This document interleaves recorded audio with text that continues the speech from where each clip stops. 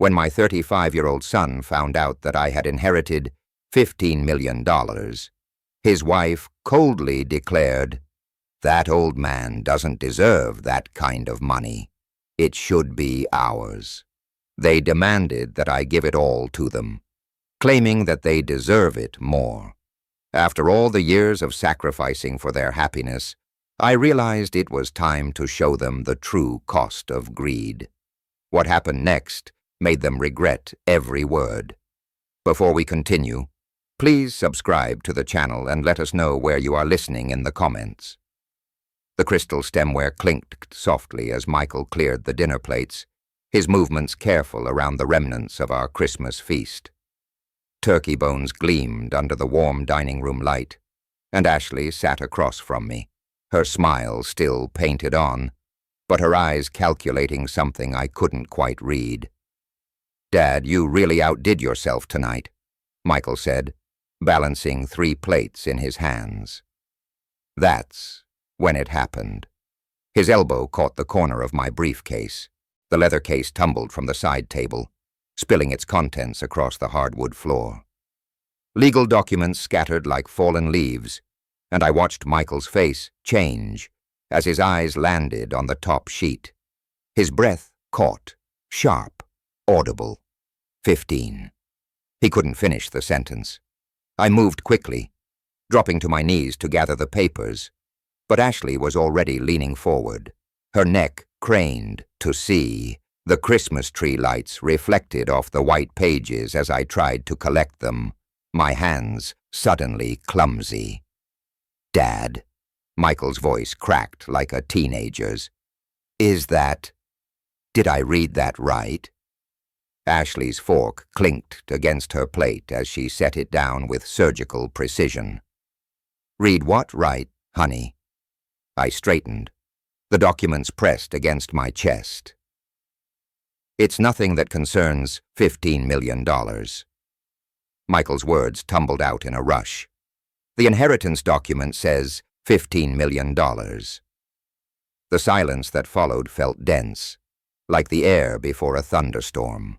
Ashley's painted smile finally cracked, revealing something hungrier underneath. "Your brother?" she asked, her voice suddenly gentle, probing. "The one who passed away." I nodded, settling back into my chair with the papers now safely in my lap. "Harold died 3 months ago. The estate finally cleared probate last week."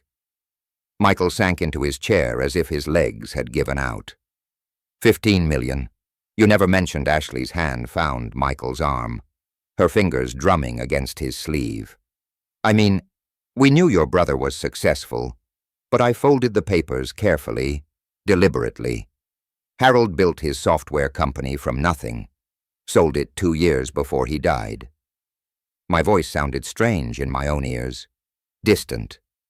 "He never married, no children. I was his only family." Ashley's eyes never left the documents in my hands. That's incredible, Robert. What a blessing for you." The word you hung in the air like smoke. Michael was staring at his hands, and I could see the wheels turning in his mind. Ashley's grip on his arm tightened, her nails leaving small crescents in his shirt fabric. "Dad," Michael said slowly, "you don't need all that money. I mean, at your age." The words hit me like cold water. I looked at my son, my only child, the boy I'd raised alone after Margaret died, and saw a stranger. "What exactly are you suggesting?" I asked. Ashley leaned forward, her voice taking on that honeyed tone she used when she wanted something. "We're family, Robert. Family should support each other. And with little Emma and Jake to think about." She gestured vaguely toward the framed photos of my grandchildren on the mantel. "Their college funds, their future. We could really use some help," Michael added weakly, not meeting my eyes. I set the papers on the table between us, my movements deliberate. The money just became available. I haven't even decided what to do with it yet. But surely you see that sharing would be the right thing. Ashley's mask was slipping, her sweetness becoming strained. We're young. We have dreams, plans. We could actually do something meaningful with it. The grandfather clock in the hallway chimed 9 o'clock, its deep tones marking time that suddenly felt precious. I looked at my son and his wife, really looked at them, and something cold settled in my chest. "This is an appropriate dinner conversation," I said finally. Ashley's laugh was sharp, brittle. Money is always appropriate conversation when it affects family. Michael nodded, finding his voice again. "Ashley has a point, Dad. We've been struggling while you've been comfortable. Maybe it's time to think about your grandchildren's future." I stood slowly, my joints protesting. The papers crinkled as I gathered them. "I think we should finish cleaning up. You're staying the night, aren't you? The guest room upstairs is ready." Ashley and Michael exchanged a look. Quick, loaded with meaning I was only beginning to understand. "Of course we're staying," Ashley said. "We have so much more to talk about." I headed toward my bedroom, the documents clutched in my hand, leaving them to finish the dishes. Behind me, I heard their whispered conversation starting again, urgent and hungry. The house suddenly felt very small. I lay in my bed, staring at the ceiling as the digital clock cast its green glow across the room. 11:43 p.m. 4 hours since dinner ended, and sleep felt as distant as the moon outside my window. The old house creaked around me, settling into the December cold. Above my head, footsteps moved across the guest room floor, soft but deliberate. Then voices muffled through the thin ceiling that had never been properly insulated. I tried to ignore it at first. They were married. They needed to talk, but Ashley's voice cut through the floorboards with an edge that made me sit up. "Old man doesn't deserve $15 million. My blood went cold. I held my breath, straining to hear more. "Ashley, keep your voice down." Michael's whisper was barely audible. "He's asleep, Michael. And I'm right. He's wasted his whole life being ordinary, working that boring engineering job, living in this tiny house." Her voice dripped with disdain. "We're young. We could actually do something with that money." The floorboards creaked as she paced. I pressed my ear to the ceiling, my heart hammering against my ribs. "Maybe you're right," Michael said, and those 4 words shattered something inside my chest. He has been pretty selfish with money lately. Remember when we asked for help with the car payments? He acted like we were asking for the world. Selfish. My son called me selfish. I gripped the sheets so hard my knuckles went white. "Exactly." Ashley's voice grew stronger, more confident. "We've struggled while he's been sitting comfortable. That inheritance should be shared. We deserve it more than he does." "But how do we convince him?" Michael asked. "You saw how he reacted tonight. Leave that to me." Ashley's tone turned calculating. "Men his age can be influenced, especially when they're lonely. And if gentle persuasion doesn't work." She paused, and I heard her sit down on the bed above me. "We have options." "What kind of options?" "Legal ones. Think about it, he's getting older. Maybe not thinking as clearly. We could contest his mental state, claim undue influence from Harold. There are precedents." My hands began to shake, not from fear but from a rage so pure it felt like ice in my veins. "I don't know, Ashley. That seems extreme." $15 million, Michael. $15 million. That's extreme wealth for someone who will probably be dead in 10 years anyway. The casual cruelty of it hit me like a physical blow. 10 years. That's all the life she figured I had left. And even that felt too long to her. We could pay off the house, buy a new car, take that trip to Europe we've always talked about. She continued, her voice dreamy now. Emma and Jake could go to private school. We could actually live. What if he says no again? Ashley's laugh was soft and dangerous. He won't. Trust me, I know how to handle men like your father. He's been alone too long. He's vulnerable. A little guilt about not being there for his grandchildren. Some tears about our financial struggles. He'll cave above me. The bed spring squeaked as Michael joined her. You really think we deserve that money more than him? He asked. I know we do. What's he going to do with it? Sit in this house and count it. We have our whole lives ahead of us. He's had his chance. The clock read 12:17 a.m. when their voices finally faded to whispers, then silence. I lay there until dawn, broke through my curtains, processing every word, every casual dismissal of my worth, every cold calculation of my death. By the time I heard them stirring above me around 7:00 a.m., something fundamental had changed inside me.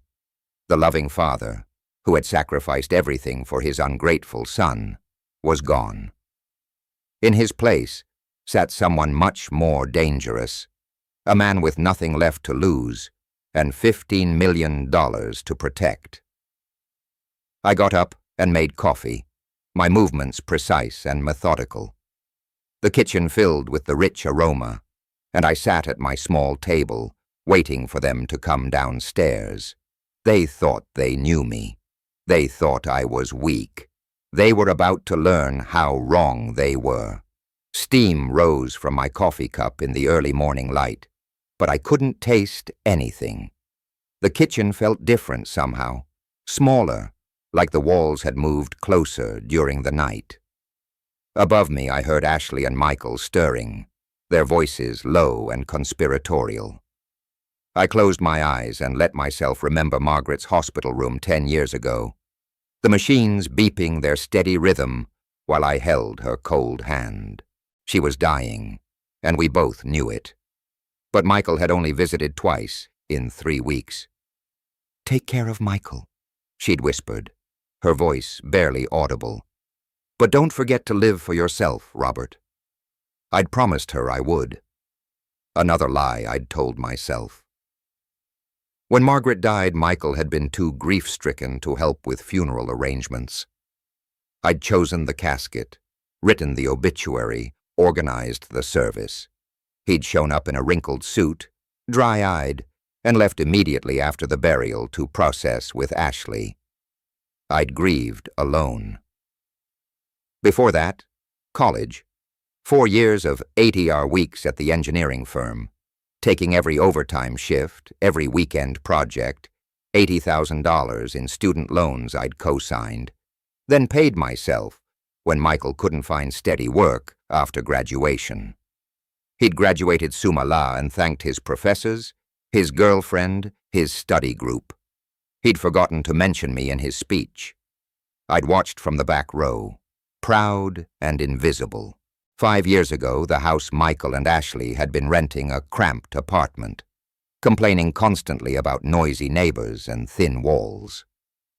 Ashley had dropped hints about home ownership like breadcrumbs, leading me exactly where she wanted me to go. If only we had help with a down payment, she'd side-eyed. The market is so competitive. I'd liquidated my retirement investment account, $150,000. My security, my future, handed over so they could have granite countertops and a 2-car garage. Ashley had said thank you once, then immediately started hinting about furniture money. I'd continued renting my 1-bedroom place while they hosted dinner parties in their spacious home. But the daily sacrifices hurt more than the big ones. $2,000 a month in emergency loans that were never repaid. Free babysitting every weekend while they went out to expensive restaurants I couldn't afford. Grocery shopping for their family during Michael's frequent unemployment spells. Car repairs, medical bills, vacation funds. I'd been an ATM with a heartbeat. Last month, Michael had complained that my house was too small for family gatherings. Ashley had rolled her eyes at my Christmas gifts, practical things I'd saved for months to buy. Dad always gets such boring presents, she'd told her sister on the phone, not knowing I was listening from the kitchen. I opened my eyes and calculated in my head. 35 years of sacrifice. College, the house, monthly support, emergencies, gifts, babysitting, groceries, over $400,000, my entire savings, my retirement, my future, all given freely to a son who saw me as selfish. Margaret would be ashamed of what Michael had become, but she'd be more ashamed of me for enabling it. I'd created this monster by being too generous, by teaching Michael that love meant money, that family meant taking without giving back. Now they wanted my brother's inheritance too. $15 million they'd never earned, never deserved. The coffee had gone cold in my hands. Sunlight streamed through the kitchen window, illuminating the photo of Margaret on the counter. Her smile looked sad in the morning light. Disappointed, I heard footsteps on the stairs. Ashley's heels clicking against wood, Michael's heavier tread behind her. They were coming down for breakfast, ready to continue last night's conversation. But the man who'd overheard their plans wasn't the same man who'd raised an ungrateful son.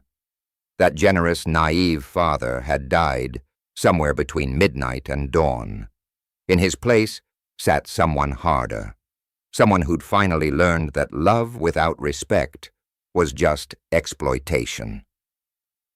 I took a deep breath and prepared to meet my family for what might be the last time. They thought they were coming down to manipulate a lonely old man. They were about to meet someone much more dangerous, a father who'd finally stopped giving. Ashley entered my kitchen like she owned it, her heels clicking against the linoleum with sharp precision. She dressed carefully, a soft blue sweater that made her eyes look innocent. Her hair pulled back in a way that suggested vulnerability. She was preparing for war. "Good morning, Robert," she said, her voice honey, sweet. "You're up early." Michael shuffled behind her, avoiding my eyes. His shoulders were hunched, defensive, like a boy caught stealing from the cookie jar. "Couldn't sleep?" I said simply, gesturing to the coffee pot. "Help yourselves." Ashley poured 2 cups, her movements graceful and deliberate. "This big house must get lonely sometimes. All these empty rooms, just you rattling around." I sipped my coffee and said nothing. "We've been thinking," she continued, settling into the chair across from me, "about last night, about your inheritance. Have you?" Michael finally met my eyes, then quickly looked away. "Ashley has some good points, Dad. About family, about sharing blessings." Ashley's hand found his arm, her fingers stroking encouragingly. "We're not asking for charity, Robert. We're talking about family responsibility. You raised Michael to work hard to build a future, but sometimes even hard-working people need help." I set down my cup with deliberate care. "And what kind of help are you thinking about?" Her smile widened, predatory. "Well, you don't really need $15 million, do you? I mean, at your age, what would you even do with all that money?"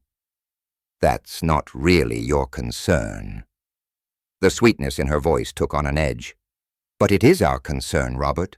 We're family, and family looks out for each other." Michael leaned forward, finding his courage. "Dad, think about Emma and Jake, their college funds, their future. Don't you want to help your grandchildren? I've been helping them their entire lives. I've been helping you both for decades." Ashley's mask slipped slightly. "Sure, you've helped here and there. But this is different. This is real money. Life-changing money. For whom? For all of us." Her voice rose.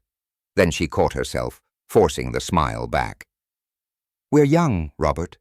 We have dreams, plans. We could actually do something meaningful with that inheritance." I stood slowly, walking to the window that overlooked my small backyard. The December morning was gray and cold, matching my mood. "You know what I think?" I said without turning around. "I think you both believe you deserve my brother's money more than I do." The silence behind me was deafening. "That's not," Michael started. "Yes, it is." I turned to face them. "You think I'm too old? Too ordinary? Too boring to deserve $15 million? You think I'll just let it sit in a bank while you could be living your dreams?" Ashley's composure cracked. "Well, wouldn't you? What are you going to do with it, Robert? Buy a bigger house? Travel the world? You've never wanted anything. Maybe that's because I spent 35 years wanting things for my son instead." Michael flinched as if I'd slapped him. "We deserve some of that money," Ashley continued, her voice hardening. "We've struggled while you've been comfortable. We're the ones with young children with futures to build. You're just going to hoard it, like some old miser." "Based on what do you deserve it?" I asked quietly. "Based on being family," she snapped. "Based on being young and full of potential instead of old and useless." The words hung in the air like poison gas. Michael's eyes widened, realizing his wife had gone too far. "Ashley," he whispered, but she was past caring about masks. "It's true, isn't it? What's he going to do with $15 million except count it? We could actually use it." I walked back to the table, my movements calm and measured. "Is that what you both think? That I'm old and useless?" Michael couldn't look at me. "Dad, that's not what she meant." "Yes, it is." I sat down across from them. "And you agree with her, don't you, son? You think you deserve your grandfather's money more than your father does?" "Maybe we do," Michael said quietly.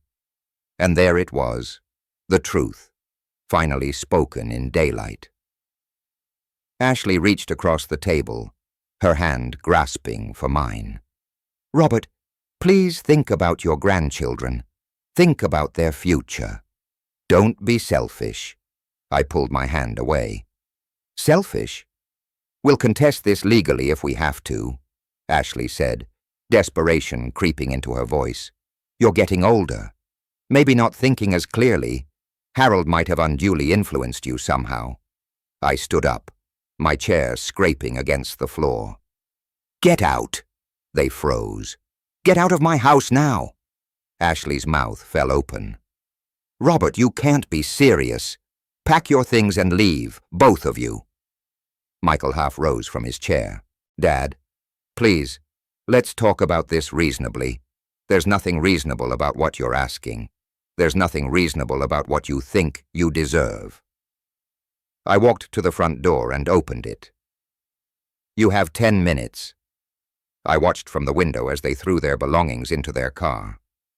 Ashley's face twisted with rage, Michael looking confused and lost. Ashley slammed her door hard enough to rattle the windows. As they drove away, Ashley's words floated back to me through their open window. "This isn't over, you selfish old bastard." I stood in my empty house surrounded by silence and smiled for the first time in hours. They'd started a war they couldn't win. I walked to my desk and picked up my phone, scrolling through contacts until I found what I was looking for. Thompson and Associates, Legal Services. It was time to make some calls. 3 weeks of blessed silence had lulled me into believing they'd accepted defeat. I sat in my favorite armchair reading the morning paper with my coffee steaming beside me when the doorbell shattered my peace. The man at my door wore a crisp uniform and carried a clipboard thick with official-looking papers. "Robert Anderson." "Yes. Legal documents requiring your signature." He held out the clipboard with practiced efficiency. "Sign here, please." My hand trembled slightly as I signed. The envelope felt heavy, ominous. I watched his car disappear down the street before closing the door. Inside the envelope, legal letterhead caught the light. "Petition for determination of incapacity," stared back at me in bold letters, My vision blurred as I read further. Petitioners, Michael R. Anderson and Ashley M. Anderson hereby request this honorable court to determine that respondent Robert D. Anderson lacks the mental capacity to manage his financial affairs. The words swam on the page. Dementia, irrational decisions, unable to manage affairs. They were trying to have me declared mentally incompetent. I sank into my kitchen chair, spreading the documents across the table with shaking hands. The court date glared at me. February 8th, 2025, less than 3 weeks away. Attached were witness statements from neighbors I barely knew, claiming they'd observed concerning behavior and signs of cognitive decline. Mrs. Patterson, from 2 houses down, supposedly witnessed me talking to myself in the yard and forgetting to bring in my mail for days. I'd never spoken to Mrs. Patterson beyond polite greetings. The medical evidence came from from Patricia Williams, who claimed I showed significant signs of dementia during a consultation I'd never attended. According to her report, I was confused about basic financial concepts and unable to recall recent events. My hands clenched into fists. They'd forged everything, but the cruelest blow came on page 4. Petitioners have secured respondents' assets totaling $500,000, pending this court's determination to prevent further financial harm. They'd frozen $500,000 of my money, my checking account, my savings, my investment portfolio, locked away based on lies. I read the petition 3 times, each reading stoking my fury higher. They weren't just trying to steal my inheritance, they were trying to destroy my independence, my dignity, my very identity as a competent human being. The phone felt cold against my ear as I dialed Thompson and Associates.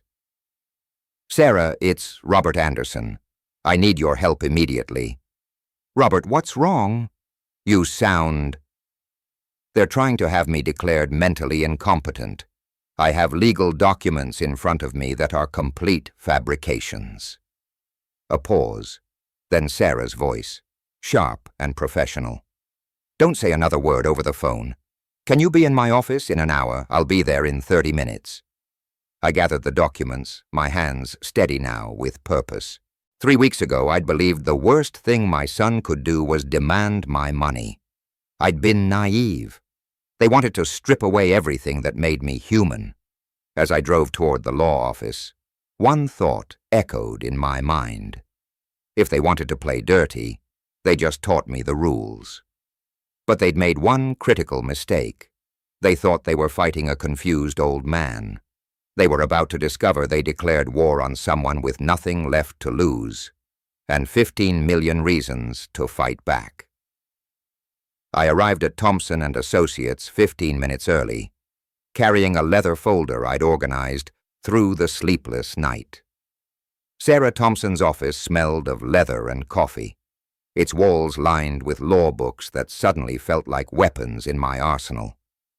"Show me everything," Sarah said, settling behind her desk with reading glasses perched on her nose. I opened my folder methodically. Bank statements for the past 5 years. Every transaction documented and categorized. Investment portfolios showing consistent, intelligent management. Medical records from my annual checkups. Sarah's eyebrows rose as she flipped through pages. "Robert, these financial records are immaculate.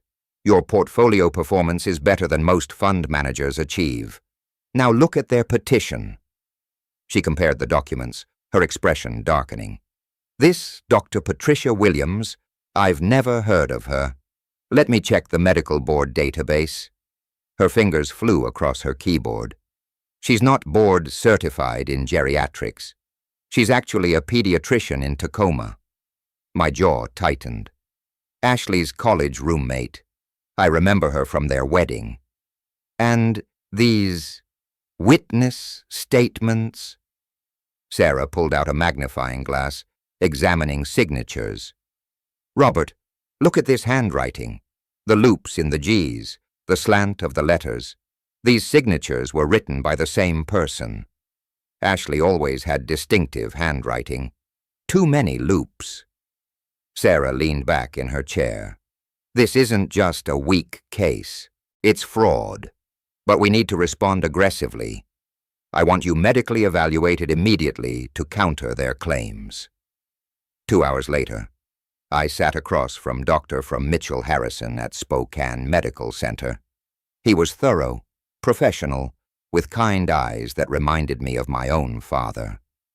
"I'm going to put you through comprehensive cognitive testing," he explained. "Memory, reasoning, problem-solving, mathematical abilities, the works."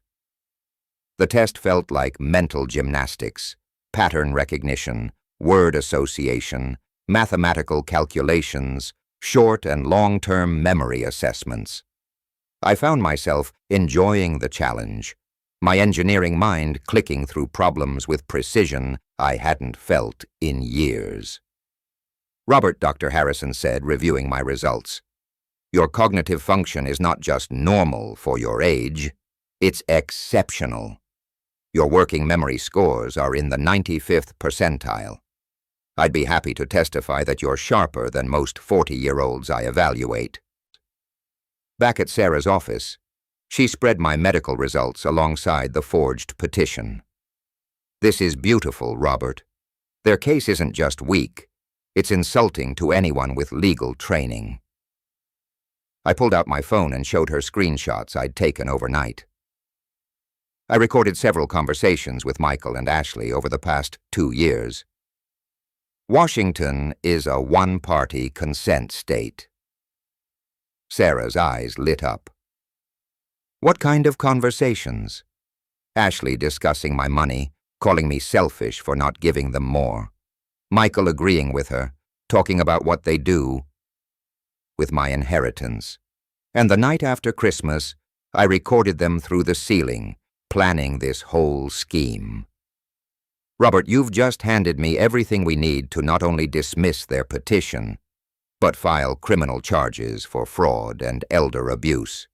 She pulled out a legal pad, writing rapidly, "We file a motion to dismiss with prejudice by 5 p.m. today. Tomorrow morning, we file a defamation countersuit and report the fraud to the district attorney's office. By the end of the week, they'll be begging you to forgive them." I stood to leave, feeling lighter than I had in weeks. "Sarah, there's one more thing. I want to call in every loan I ever made to Michael. 35 years of financial support, most of it documented as loans, not gifts." Sarah smiled, predatory and satisfied. "How much are we talking about?" $412,000 with interest. We shook hands outside her office building. "I'll file our response by 5 p.m. today," she said. "By this time tomorrow, they'll realize they picked the wrong fight." I walked to my car and pulled out my phone, scrolling to Michael's contact. My finger hovered over his number for a long moment. Then I put the phone away. Let them think they were winning a little longer. The trap was set. Now I just had to wait for them to walk into it. Returning home from the law office, I loosened my tie with deep satisfaction. For the first time in weeks, I felt in control. I went to my home office, the converted spare bedroom, where I'd balanced budgets and planned projects for 30 years.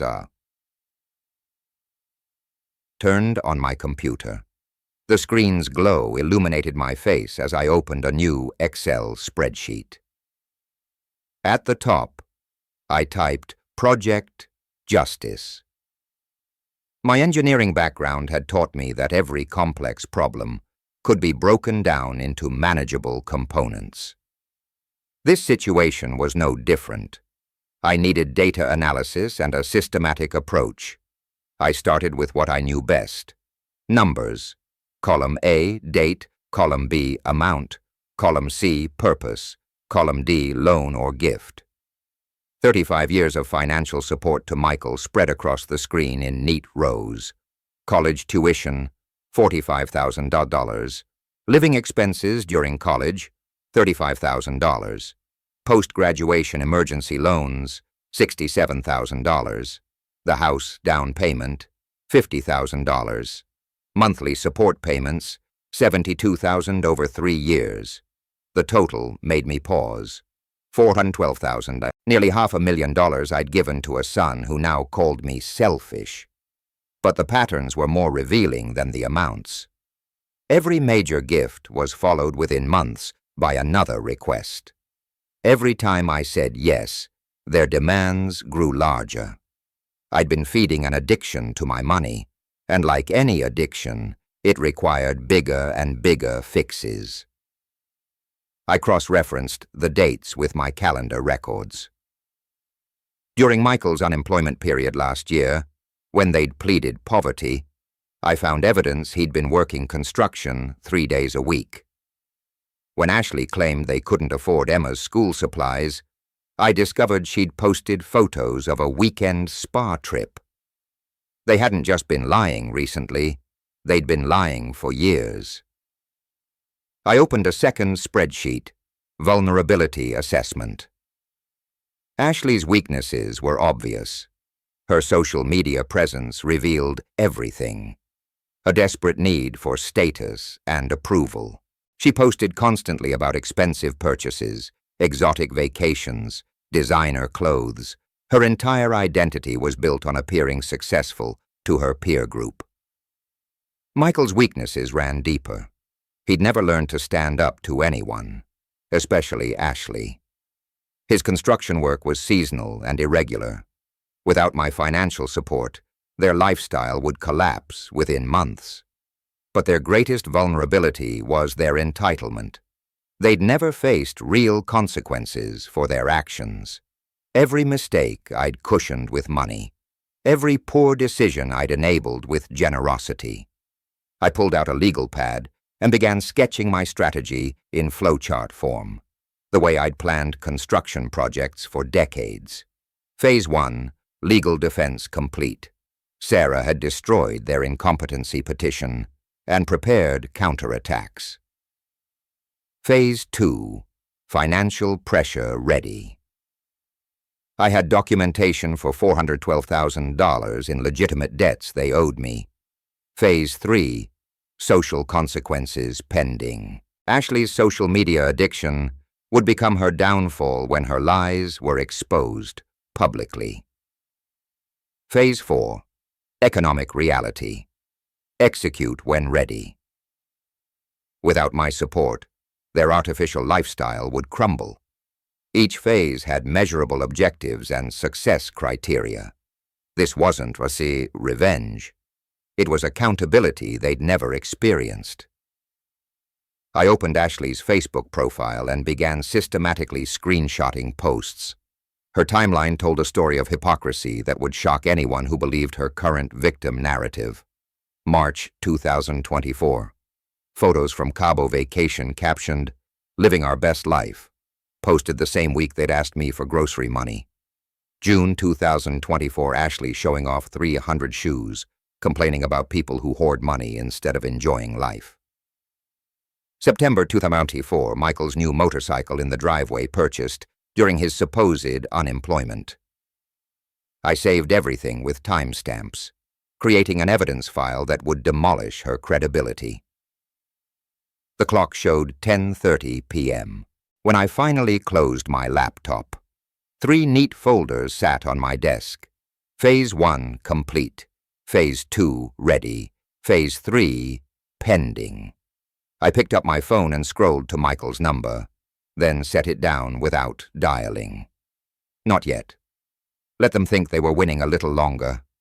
Margaret used to say I was too soft, too forgiving. She'd be proud of the man I was becoming. Methodical, strategic, uncompromising. Tomorrow, Phase 2 would begin. My morning coffee was interrupted by my phone buzzing like an angry wasp. Text after text flooded in from neighbors and old colleagues. "Robert, have you seen Ashley's Facebook post? This can't be true, can it? Call me when you get this." I opened Facebook reluctantly, unprepared for what I found. Ashley's post sat at the top of my feed, already shared 47 times in 3 hours. The headline read, "Heartbroken by family elder abuse. Please share." Below it, she'd crafted a masterpiece of manipulation. Photos of empty kitchen cabinets, overdue utility bills, her children looking sad in worn clothes. The text told a story that bore no resemblance to reality, but felt emotionally devastating. My father-in-law inherited $15 million, but refuses to help his struggling family. While he hoards his wealth, my children eat cereal for dinner and worry about losing their home. He's turned his back on the grandchildren who love him, choosing money over family. Please pray for us during this difficult time. 89 comments of support and outrage had already accumulated. How could he be so heartless? Those poor babies. Money changes people. Someone should report him to social services. My hands shook as I screenshotted everything, documenting the lies with timestamps. But the damage was already spreading through our small community like wildfire. 20 minutes later, my phone rang. Margaret Patterson, my neighbor for 15 years, Robert. I don't understand what's happening with your family. Margaret, there's more to this story than what's online. But those photos of the children, they look so thin, so sad. I closed my eyes. Margaret, have you seen Emma and Jake recently? At the grocery store, the park? A pause. Well, no, but they're healthy, well-fed children. Ashley's using old photos, probably from when Emma had the flu last winter. But I could hear the doubt in Margaret's voice. The emotional manipulation was working perfectly. At the grocery store that afternoon, conversation stopped when I approached. The cashier, who'd always been friendly, avoided eye contact. My neighbor Jim crossed the street, rather than acknowledge me. Ashley's narrative was spreading faster than I could counter it. Social media had weaponized gossip, turning my community against me based on carefully crafted lies. That evening, I settled in for systematic research. If Ashley wanted to fight with social media, she'd chosen the wrong battlefield. I had 30 years of engineering problem-solving skills and unlimited time to deconstruct her lies. I opened her profile history, scrolling back through months of posts. The contradictions were staggering. December 15th, 224. Just booked our Christmas ski trip. Can't wait for family fun. Posted 5 days before she demanded my inheritance to feed the children. November 28th, 224, Ashley showing off her new designer handbag collection worth easily $2,000. Posted during their supposed financial crisis. October 10th, 2024. Michael's hunting photos with expensive new equipment captioned "New gear for the season," posted while they were behind on mortgage payments. I cross-referenced her posts with their requests for money, creating a timeline that exposed her hypocrisy. Every claim of poverty was contradicted by evidence of extravagant spending. But Ashley's masterpiece was her friend network. Dozens of equally entitled suburban mothers who fed off drama and outrage. They shared her posts without fact-checking, adding their own embellishments to the story. I always knew there was something off about that old man, wrote her friend Jennifer. Rich people are so selfish, added Maria. Those children deserve better. I screenshotted everything, building a comprehensive file of their lies and contradictions. But more importantly, I was learning the rules of their game. They thought social media was about emotions and manipulation. They were right. But they'd forgotten that every post, every comment, every share left digital fingerprints that could be traced, documented, and used as evidence. By 11 p.m., I had 47 screenshots of contradictory posts, 23 examples of financial hypocrisy, and 15 instances of outright lies about their circumstances. My phone showed 23 missed calls from community members, some concerned, others accusatory, but I didn't respond. Not yet. I opened my laptop and began typing to my friends and neighbors. Then I stopped, deleting the words. Tomorrow would be soon enough. Let Ashley dig herself deeper first. Every lie she told, every exaggeration she shared, every manipulation she posted was ammunition for my eventual response. She thought she was winning the war for public opinion. What she didn't realize was that she was creating the evidence that would destroy her credibility completely. The trap was almost ready. I just needed her to walk a little deeper into it. The community center buzzed with unusual energy as I arrived for our monthly neighborhood association meeting.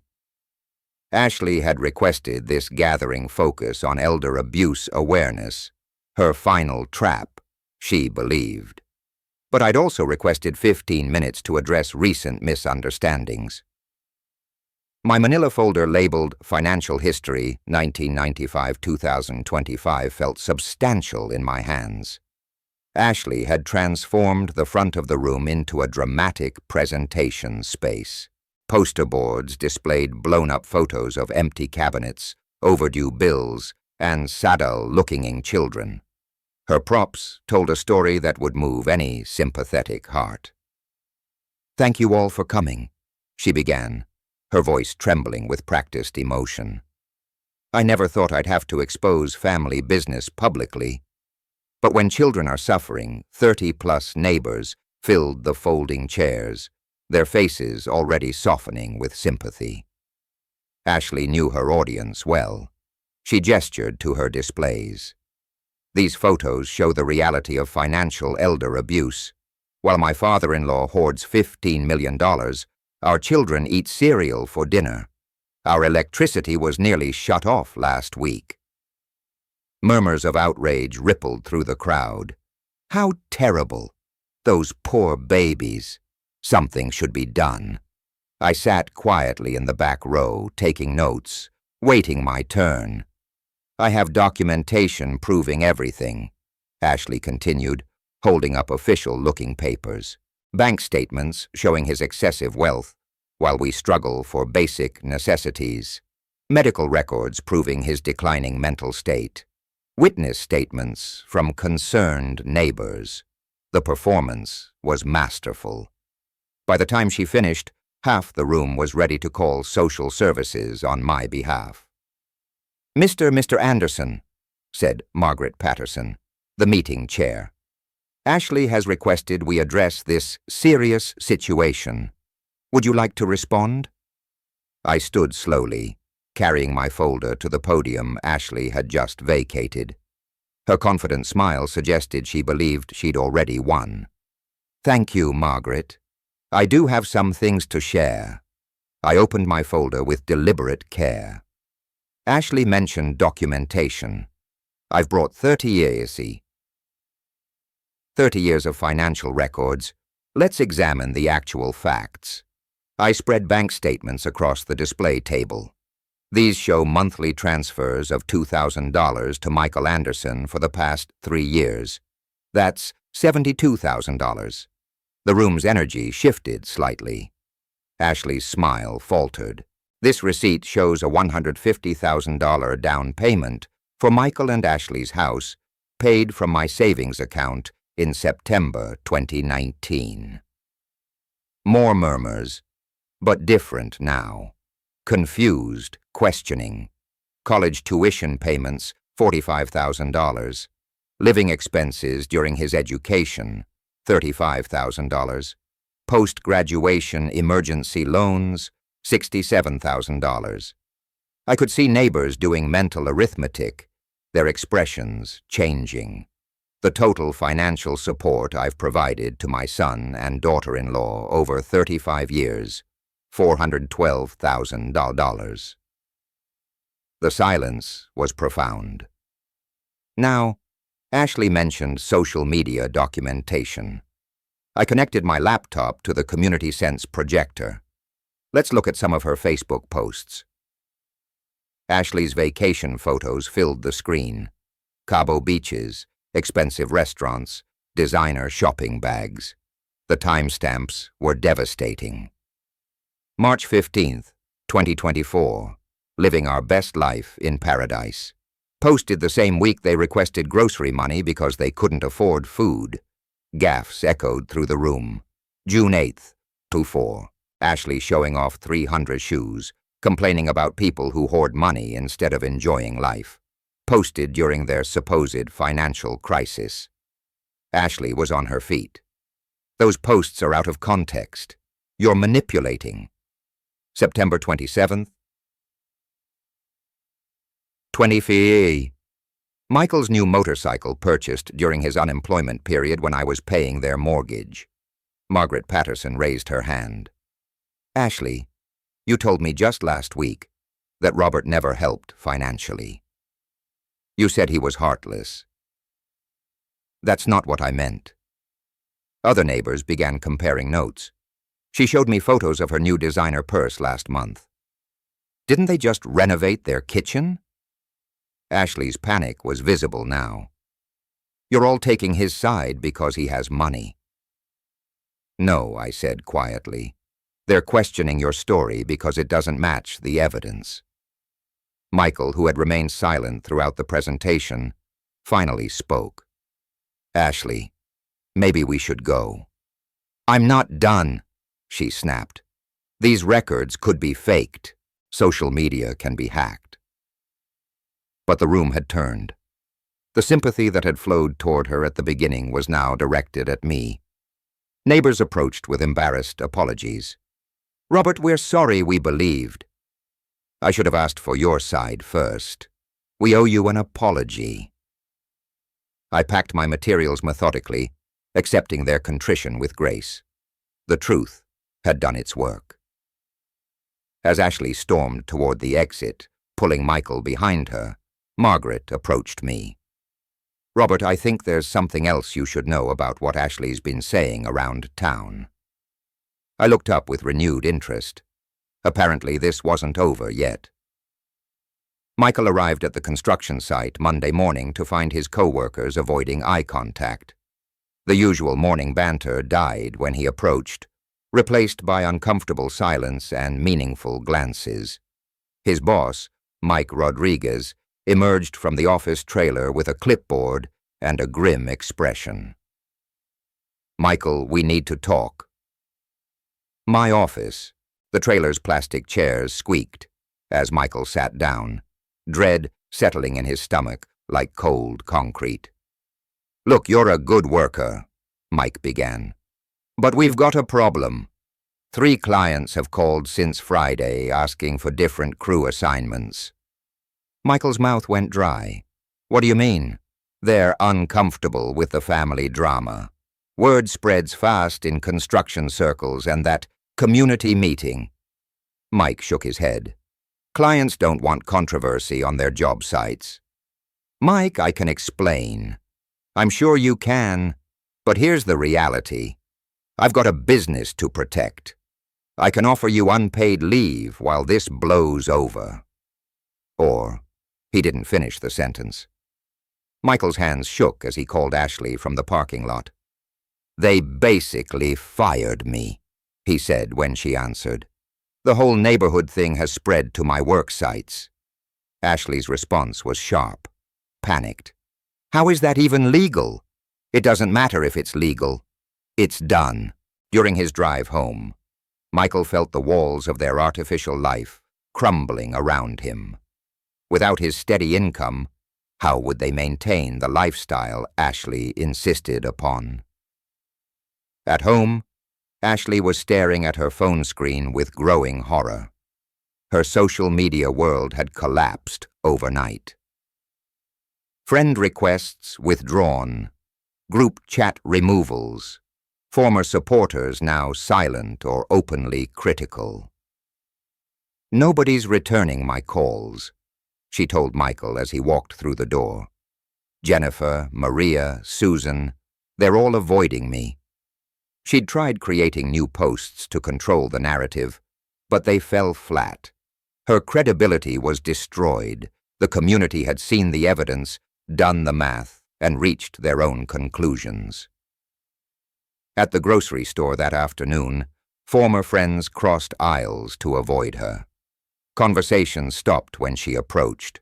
The social isolation was complete and devastating. Back home, Ashley spread their bills across the kitchen table like a grim puzzle. Without Michael's income, the numbers didn't work. Credit card statements revealed their complete dependence on Robert's financial support. Money that would never come again. "We can't survive without his help," she admitted, the words bitter in her mouth. "We've been living beyond our means for years." Michael stared at the evidence of their financial irresponsibility. Car payments, credit cards, the mortgage, all calculated based on Robert's consistent support. Without it, they faced disaster within months. By evening, desperation drove them to Robert's door. Their knock was tentative, uncertain. When Robert opened the door, his expression was measured, unsurprised. "We need to talk," Ashley said, attempting her old manipulation tactics. "I think we may have misunderstood some things." Robert stepped aside to let them enter, but his body language remained distant. "Maybe we can work this out, Dad," Michael added weakly. "Find some middle ground." They sat in Robert's living room like supplicants before a judge. Ashley tried tears, guilt, family obligations. Michael attempted father-son bonding and shared memories. Robert listened patiently, then responded with devastating calm. "Ashley, you called me mentally incompetent. You tried to have me declared incapable of managing my own affairs. You lied to our entire community about my character." "But we could drop all that legal stuff," Ashley interrupted.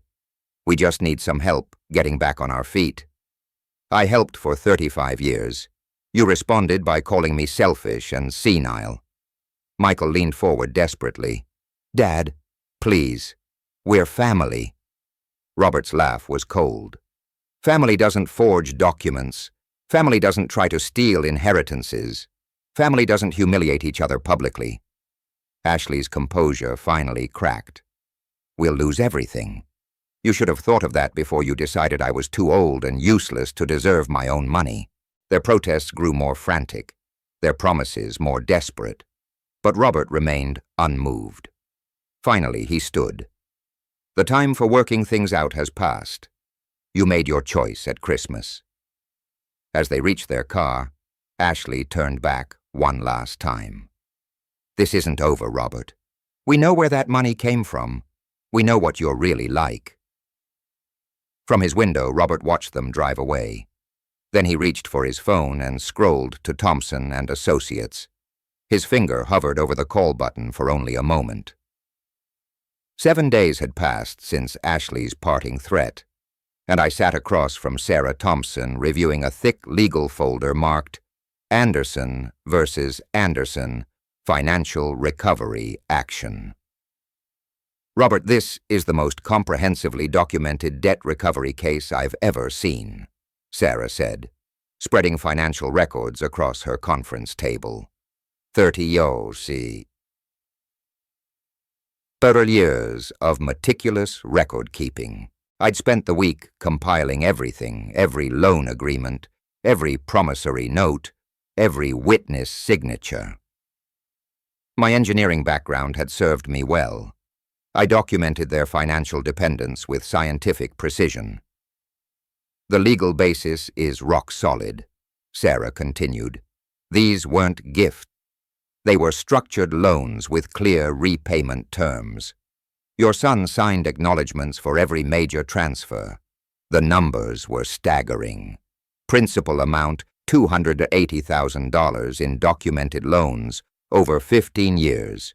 Interest at standard personal loan rates, $147,000. Total debt, $427,000. They challenged your mental competency," Sarah said, organizing the papers. Now they face the consequences of that decision. No judge will call this harassment after what they attempted. I nodded, feeling the satisfaction of a well-executed plan. They wanted my money. Now they can pay for what they've already received. The legal documents were prepared with ruthless efficiency. Demand for immediate payment in bold letters, asset attachment orders for their house and vehicles, 30-day ultimatum before forced bankruptcy proceedings. The process server will deliver these by 2 p.m. Sarah said by tonight, they'll understand their position completely. At their home, Ashley was sorting through more unpaid bills when the doorbell rang. The uniformed man's clipboard looked ominously familiar. Ashley Anderson, legal documents requiring your signature. Her hands trembled as she signed, Michael appearing over her shoulder as she opened the envelope. $427,000. Ashley's voice cracked on the amount. Michael grabbed the papers, scanning rapidly through legal terminology he barely understood. Dad kept records of everything. Every loan, every payment, every promise. To repay. They called 3 different lawyers that afternoon. Each consultation confirmed their worst fears. These appear to be legitimate promissory notes, their attorney explained. The documentation is extensive. The interest calculations are standard. Your father has legal standing to collect. Ashley paced their living room frantically. He planned this whole thing. Every dollar he gave us was a trap. No, Michael said quietly, finally understanding. Every dollar was a test. We failed. Their house equity barely covered half the debt. Their cars were worth maybe $30,000 combined. Ashley's designer possessions couldn't dent the remaining balance. The bankruptcy lawyer was blunt. You have 30 days to negotiate or face forced liquidation of assets. Your father holds all the leverage. That evening, I sat in my study reviewing the completion of my strategic plan. Sarah called with an update. Documents delivered successfully. Their lawyer has already reached out asking about negotiation possibilities. I leaned back in my chair, thinking of Margaret's final words before she died. Take care of Michael, but don't forget to live for yourself. For 35 years, I'd forgotten that second part. I'd enabled their entitlement, funded their ingratitude, and accepted their disrespect. No more. My phone rang at 6 p.m. The caller ID showed Michael's son. I stared at the display for 3 rings, remembering Christmas dinner, remembering their midnight plotting, remembering Ashley's lies to our community. I set the phone down without answering. It stopped ringing, then immediately started it again. This time I turned off the phone entirely. Outside my window, winter was giving way to early spring. New growth was coming, but some dead wood had to be cleared away first. They'd called me senile, incompetent, selfish. They'd tried to steal my independence, my dignity, my reputation. Now they were learning the cost of underestimating a man with nothing left to lose and everything to prove. The engineering project was complete.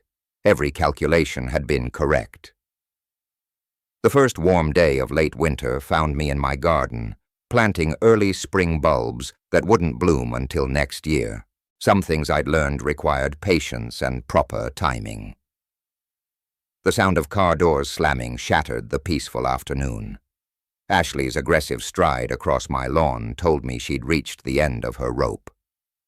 We need to settle this now, she announced, Michael trailing behind her with a folder clutched to his chest. I continued planting, not looking up. Good afternoon, Ashley. Michael, don't play games with us, Robert. $400,000. You're trying to destroy us. I straightened slowly, brushing soil from my hands. I'm trying to collect debts you've owed for years. Ashley thrust papers at me. Some of these were gifts. You said so yourself. I glanced at their documents, hastily assembled, poorly organized. When did I say that? Christmas presents, birthday money, help with groceries were documented as loans with your husband's signature. Would you like to see the original promissory notes? Michael stepped forward, his voice desperate. Dad, think about Emma and Jake. Your grandchildren will lose their home. I've been thinking about them for years. That's why I documented everything. I met his eyes directly. I planned for the possibility you'd become ungrateful. Ashley's face contorted with rage. You planned this from the beginning. I planned for accountability. I hoped it would never be necessary. Michael's shoulders sagged. Ashley, we need to stop. This isn't working. Don't you dare give up now, she snapped at him. But something had changed in Michael's expression. For the first time in years, he was looking at the situation clearly. Dad, we were wrong. Completely wrong about everything. Ashley whirled on him. Michael, what are you doing? I'm apologizing to my father for 30 years, 30 years of taking him for granted. Michael's voice broke. I'm recognizing that you've been manipulating both of us. I've been fighting for our family. You've been fighting for money. There's a difference. I watched my son assert himself against his wife for the first time in their marriage. The moment felt both heartbreaking and hopeful. Michael, I'm offering you a choice, I said quietly. Accept responsibility for what you owe and work out a payment plan, or face bankruptcy with Ashley. But the free money stops today. Ashley's eyes blazed with fury. Choose Michael, him or me. Michael looked between us, his wife of 10 years and the father who'd sacrificed everything for him. The decision took longer than it should have, but when it came, it was clear. I choose what's right. Finally. Ashley's scream of rage could probably be heard 3 blocks away. Fine. Destroy each other. I won't be your servant, Michael, and I won't watch you gravel to him. She stormed to their car, throwing her folder onto the ground. Papers scattered across my lawn like fallen leaves. If you're not in that car in 30 seconds, don't bother coming home. Michael watched her engines start, her tires squeal as she reversed out of my driveway. He made no move to follow. She'll come back, he said quietly. Probably. The question is whether you'll take her back. He knelt beside me, picking up one of the spring bulbs. Can I help with the planting? I handed him a small shovel. These won't bloom until next spring. Some things take time to grow properly. We worked in comfortable silence as the sun began to set. My son really present for the first time in decades, learning to plant seeds that required patience and faith. Dad, he said eventually, I don't know how to apologize for 35 years of selfishness. Start with today. Make different choices going forward. The debt. I'll pay every penny back. It might take years. I know you will. That's why you're here planting flowers instead of driving away with Ashley. The golden hour light made everything look possible again. A father and son working together, finally understanding what family actually meant. These bulbs, Michael said, patting soil around the last one. They're really not going to bloom until next year. Next spring, the best things are worth waiting for. He nodded, understanding the deeper meaning. Some relationships, like some plants, needed to die back to the roots before they could grow properly again. As darkness settled over my garden, I looked at the neat rows of planted bulbs and felt something I hadn't experienced in years. Hope for the future. Real family love required respect, not just obligation. It demanded accountability, not just forgiveness. For the first time in decades, I had both. If you like this story, please like this video, subscribe to the channel, and share your impressions of this story in the comments. To listen to the next story, click on the box on the left. Thank you for watching.